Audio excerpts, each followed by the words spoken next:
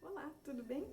Meu nome é Thaís, ou melhor, Thaís Regina, ou para alguns Thaís Cardoso Oliveira, enfim. Para simplificar, Thaís.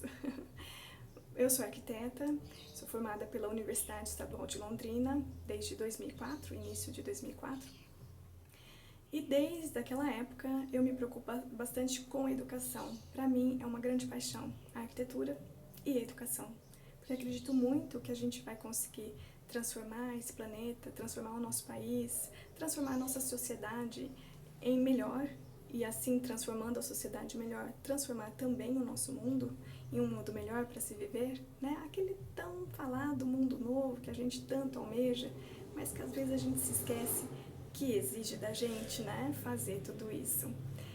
Bom, enfim, então devido a essas duas paixões, desde a graduação, eu fico tentando relacionar, né, esses dois conhecimentos. Obviamente, muita gente faz isso, é, mas eu fui aprofundando esse conhecimento, estudei sobre isso no meu mestrado também, especificamente a arquitetura das escolas de pedagogia Waldorf, que elas são muito diferenciadas, elas aplicam, né, a chamada arquitetura antroposófica, de linhas orgânicas, mas a grande questão é que ela relaciona muito a pedagogia com o ambiente em que ela ocorre.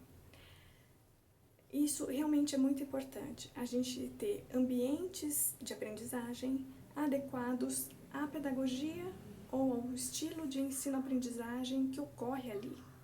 E também é muito importante nós pensarmos no usuário dessa edificação, especialmente as crianças que estão se desenvolvendo.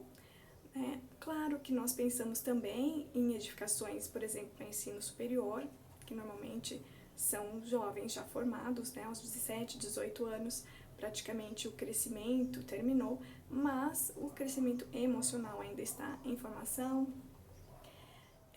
Além também dos professores que se dedicam tanto, não é, nesse ofício tão importante para uma sociedade, que é o ser professor, transmitir os seus conhecimentos e, mais do que isso, fazer com que os estudantes participem, não é? Mas que, para que alguém participe de algo, precisa se sentir confortável, você não concorda?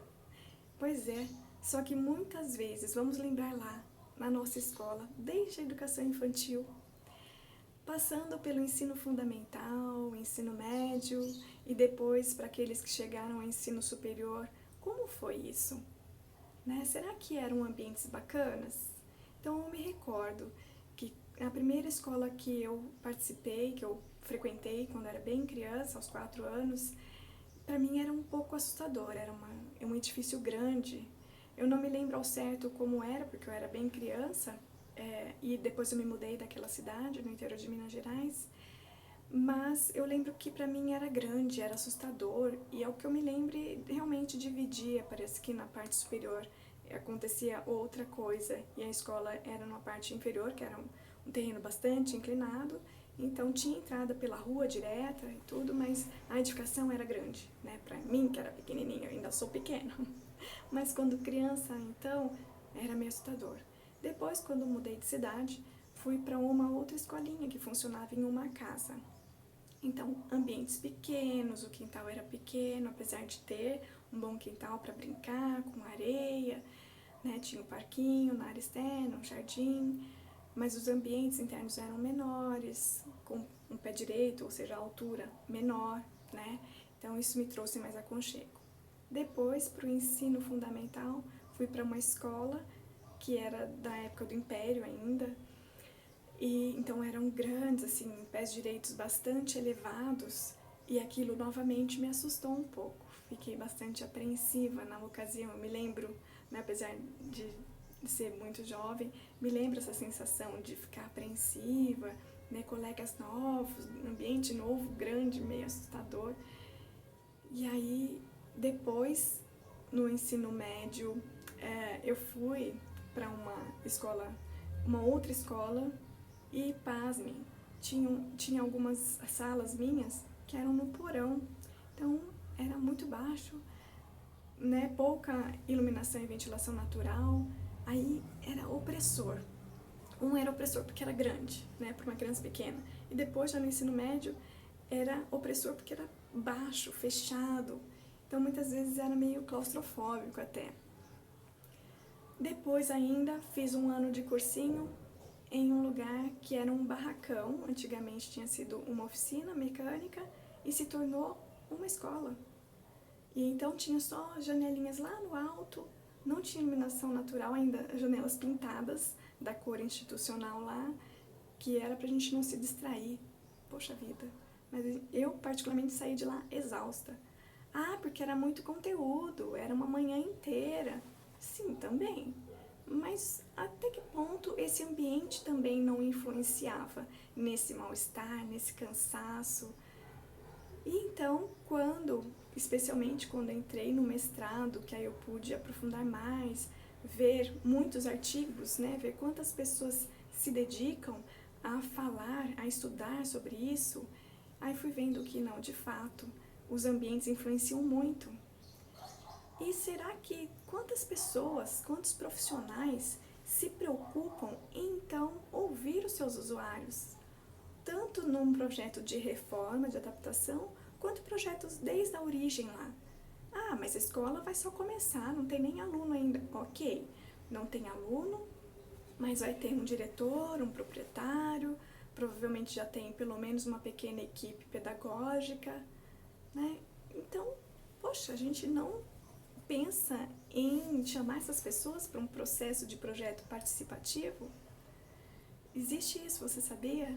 Sim, e é muito interessante, porque aí a gente vai conhecer qual é o método pedagógico, o que o ambiente precisa responder para dar suporte a esse método, como é a cultura das pessoas daquele local. Ah, mas eu sou da mesma cidade, imagina, essa cultura tiro de letra.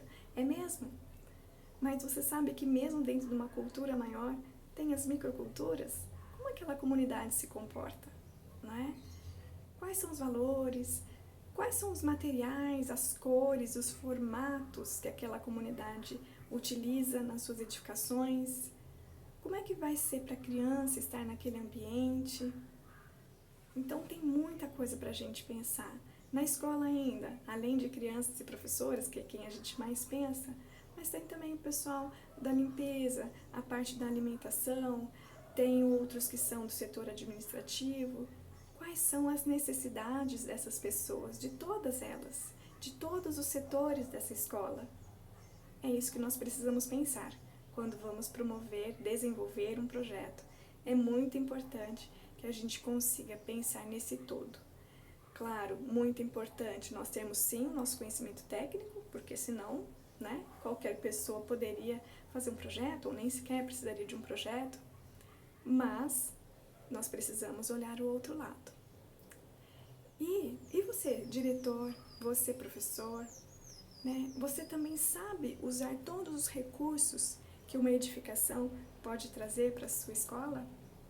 Para o seu ato de ensinar e aprender, sim, né? Eu também estive como professora até agora, no ensino superior, é verdade, que é um pouco diferente do que lidar com crianças, mas de qualquer modo nós estamos ali, né, lidando, tentando transmitir um pouco de conhecimento que a gente tem, mas mais do que isso, o ensino só ocorre quando ocorre de dentro para fora, né? Então, a gente está conseguindo envolver os estudantes, né, nesse processo.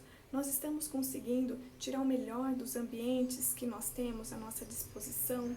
Quais ambientes são esses? O que de fato eu preciso? Preciso só de salas de aula em que todos os alunos olham todos para frente, para mim, enquanto eu falo? Ou será que eu também preciso de um ambiente de mobiliário que permita que a gente faça horas discussões em círculos, horas discussões em grupo? E os ambientes externos, será que também podem ser usados? O quanto ele pode nos ensinar e nos auxiliar a ensinar aos nossos alunos? Então, essa discussão que eu quero promover aqui é com todos vocês, arquitetos, estudantes de arquitetura, diretores e proprietários de escolas, professores, enfim, todas as pessoas ligadas à educação que, como eu, tenham essa paixão, estejam aí dispostos a promover essa discussão amigável, amorosa, consciente, buscando melhorar os nossos ambientes de ensino e assim auxiliar a melhorar a educação. É claro, a arquitetura não vai fazer milagres sozinha, mas ela tem a missão de dar suporte a essa atividade de ensino-aprendizagem. Vamos conversar juntos? Aguardo você!